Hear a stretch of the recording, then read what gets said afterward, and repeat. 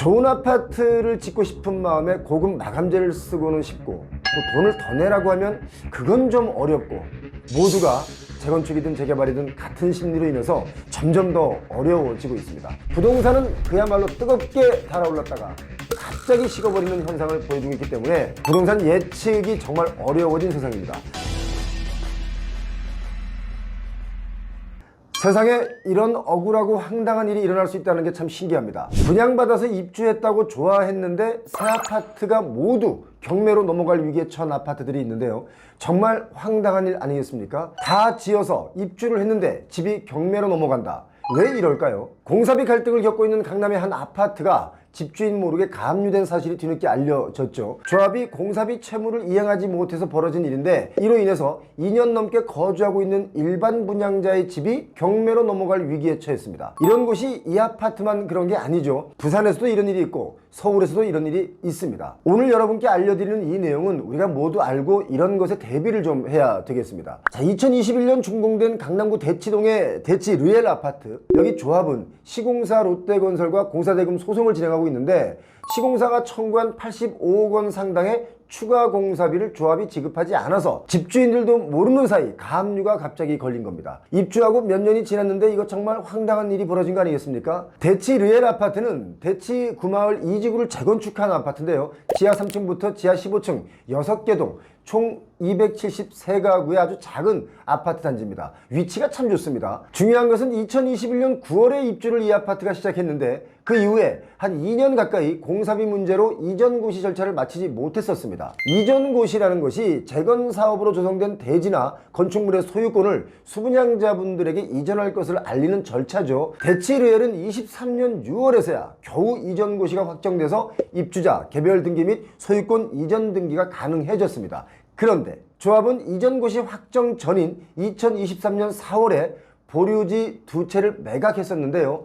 여기서 문제가 발생합니다. 추가 공사비를 받지 못한 시공사 측이 2023년 7월에 몇 개월 뒤죠, 해당 보류지에 대해서 조합에다가 가압류를 설정했었는데요. 여기서 문제가 커집니다. 이전고시 후에 가압류 사실을 알게 된 보류지의 매수자분들이 당시 소유권 이전 등기 그 전이던 일반 분양자 아파트 세 채에 대해서 가압류를 했습니다. 이렇게 되면 어떤 일이 벌어지냐면, 가압류를 받은 일반 분양 매수자분들의 입장에서는 황당한 일이 벌어진 겁니다. 본인들의 집이 난데없이 가압류 받은 거니까요. 보류지 아파트라는 거 여러분께 제가 여러 번 설명을 드렸는데요. 정비 사업을 진행한 조합이 여러 가지 그 상황에 대비해서 분양하지 않고 조합의 몫으로 남겨둔 그 물량을 보통 우리가 보류지라고 합니다. 자, 아무튼 이렇게 되니까 조합은 이전고시 확정 후인 2023년 8월까지 일반 분양자들에게 소유권 이전 등기 서류를 넘겨주지 못했겠죠. 그렇기 때문에 2021년 말에 분양대금을 다 완납하고 이사를 갔는데 미등기 상태로 계속 아파트에 거주를 했겠죠. 입주하고 한 2년이 지나 작년 9월에 조합으로부터 서류 하나를 받고 깜짝 놀란 겁니다. 이 서류가 가압류 사실을 알리는 서류였던 거죠. 분양받고 2년 동안 살다가 이런 일을 당했으니 이 얼마나 놀랍고 황당한 일이 발생한 겁니까? 이 문제는 조합이 결국 공사비를 지급해야 끝나는 문제라고 저는 보는데요. 시공사 롯데 역시 도급계약서상 받아야 할 공사비를 다 받지 못했기 때문에 소송이 끝날 때까지는 가압류를 풀지 않겠다, 뭐 이런 얘기를 하는 거죠. 그런데 여기서 문제가 뭐냐? 문제는 조합과 보류지 매수자 간의 소송이 또 걸렸습니다. 보류지 매수자는 조합을 상대로 매매계약 해제 및 대금 반환 소송을 진행 중인데,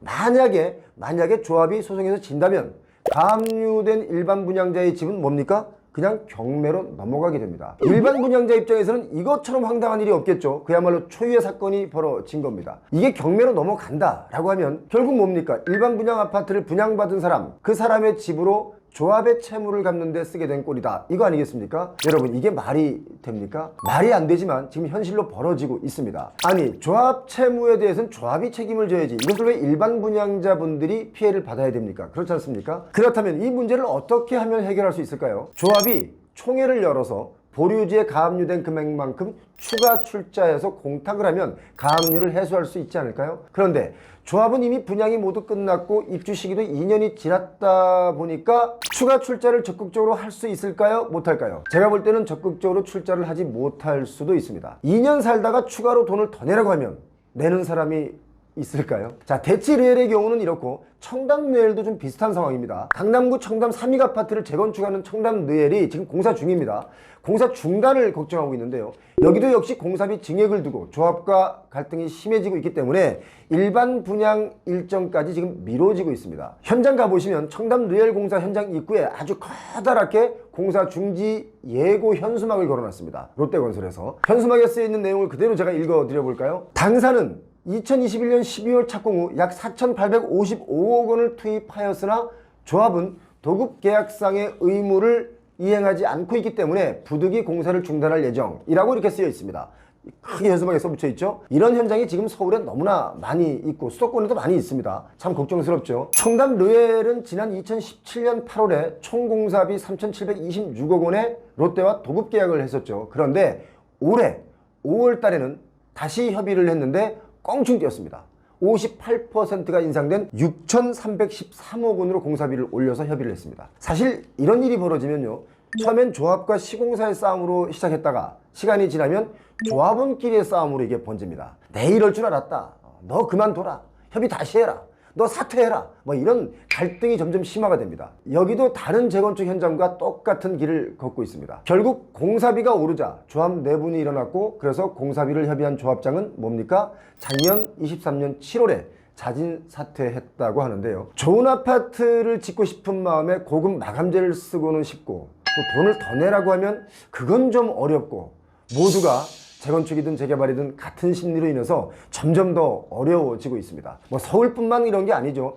부산의 경우는 시공사가 추가 분담금을 못 받았다라면서 아파트의 그 땅을 경매로 넘긴 사건도 생겼습니다. 입주한 지 1년 정도 된 아파트에서 아주 난리가 났겠죠. 입주민들은 시공사로부터 공문 한 통을 받고 다들 기겁을 합니다. 그 공문 내용이 뭐냐면, 재건축 조합이 공사비 등 110억 원가량을 내지 않아서 아파트 땅을 가압류한다, 이 내용이었습니다. 청천벽력 같은 일이죠. 이 아파트의 문제가 뭐냐? 역시 일반 분양자들이 피해를 보게 생겼다, 이겁니다. 이 아파트는 전체 160가구의 아주 작은 소규모 아파트인데요. 이 중에 90여 개가 일반 분양이었는데 90여 가구가 고스란히 피해를 입게 된 겁니다. 공사비 분쟁과 아무런 관련 없는 그 일반 분양자 90여 가구, 하루아침에 집이 경매로 넘어갈 수 있는 위기에 처해진 건데, 이게 좀 충격적인 것은 시공사 측이 건물이 아닌 땅을 경매에 넘겨 공사비를 충당한다는 계획으로 땅을 경매에 넘겼다는 겁니다. 멀쩡한 일반 분양자들까지 피해를 보게 된 상황이 이래서 생기는 거죠. 그런데 조합의 입장도 가만히 보면 난감합니다.